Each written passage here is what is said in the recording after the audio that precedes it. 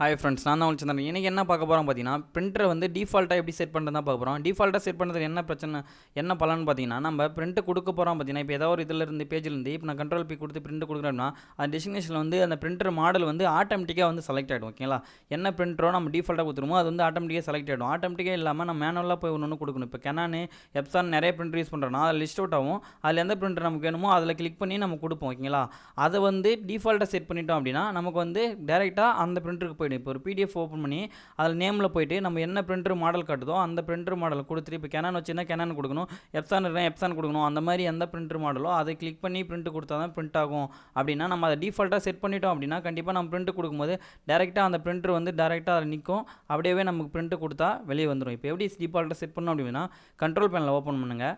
Control பேனில் open பண்ணிவிட்டு அந்த இதில் வந்து வியூஸ் அண்ட் டிவைஸ் அண்ட் பிரிண்டர்னு காமிக்கும். அதை வந்து கிளிக் பண்ணுங்கள். அதை கிளிக் பண்ணிங்கன்னா பிரிண்டர் வந்து லிஸ்ட் அவுட் ஆகும். எந்த பிரிண்டர் அவுட் உங்களுக்கு டிஃபால்ட்டாக செட் பண்ணுமோ அந்த பிரிண்ட்டை வந்து கிளிக் பண்ணுங்கள். அதை கிளிக் பண்ணி ரைட் கிளிக் பண்ணிங்க அப்படின்னா அதில் செட் டிஃபால்ட் பிரிண்டர் அப்படின்னு சொல்லி காமிக்கும். ஓகேங்களா, செட் டிஃபால்ட் பிரிண்டர்னு சொல்லி ரெண்டாவது செக்ஷன்லேயே காட்டும். அதை வந்து கிளிக் பண்ணிட்டீங்க அப்படின்னா உங்களுக்கு ஓகேவா கேட்கும், எஸ்ஸான்னு கேட்கும். ஆமாம் எஸ்ன்னு கொடுத்துட்டிங்க அப்படின்னா உங்களுக்கு ஒரு க்ரீன் கலர் டிக் வரும். ஓகேங்களா, அந்த மாதிரி க்ரீன் கலர் டிக் வந்துச்சு அப்படின்னா அந்த பிரிண்டர் வந்து டிஃபால்ட் ஆகிடும். ஓகேங்களா, நீங்கள் எந்த பிடிஎஃப்லையோ இல்லை வேர்டிலையோ ஏதாவது ஒரு இதில் போய்ட்டு பிரிண்ட் கொடுக்குறீங்க அப்படின்னா அந்த பிரிண்டர் தான் வந்து உங்களுக்கு லிஸ்ட் அவுட் ஆகும். ஓகேங்களா, இல்லை நிறைய பிரிண்டர் வச்சிருக்கோம் அப்படின்னா நம்ம இந்த பிரிண்டர் தான் அதிகமாக கலரோ இல்லை ஏதாவது யூஸ் பண்ணுறோம் அப்படின்னா அந்த பிரிண்டர் மட்டும் டிஃபால்ட்டாக செட் பண்ணிட்டோம் அப்படின்னா நீங்கள் கொடுக்குற பேஜ் வந்து ஆட்டோமேட்டிக்காக நீங்கள் போய் அதில் டிரெக்ட் ஆகிடும். அப்படியே கொடுத்தவொடனே நம்மளுக்கு போய் இதை வந்து பிரிண்ட் வந்துடும். ஓகேங்களா, நம்ம தனியாக போய் அதுக்குன்னு டிஃபால்ட்டாக செட் பண்ணுற அவசியம் இல்லை. ஓகே, இந்த வீடியோ பிடிச்சி லைக் பண்ணுங்கள், கமெண்ட் பண்ணுங்கள், மறக்காம தமிழ் சேனலை சப்ஸ்கிரைப் பண்ணுங்கள். நெக்ஸ்ட் வீடியோ பார்க்கலாம். பாய்.